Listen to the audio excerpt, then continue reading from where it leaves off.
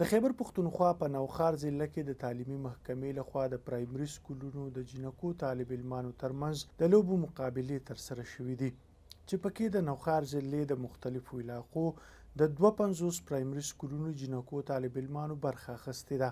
مانکي شریف باغ پرایمري سکول کې د لوبو د مقابلو د وروستۍ ورځې مقابلې ترسره شوې دي چې پکې د 52 سکولونو په لومړي نمبر راغلو 10 سکولونو جنکو طالب علمانو ترمنځ سیالۍ ترسره شوې.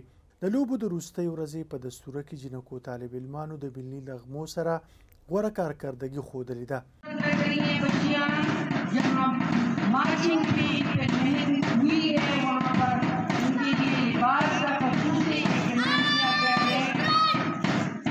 د طالباتو ترمنځ مارچ پاس پی ټي پریډ او د نعتخوانۍ مقابلې ترسره شوي چې پکې لومړی پوزیشن د خټک بلډینګ پرایمري سکول، دویم پوزیشن د مانکي شریف پرایمري سکول او دریم پوزیشن د معراجي پایا پرایمري سکول جنکو طالب علمانو ترلاسه کړی دی.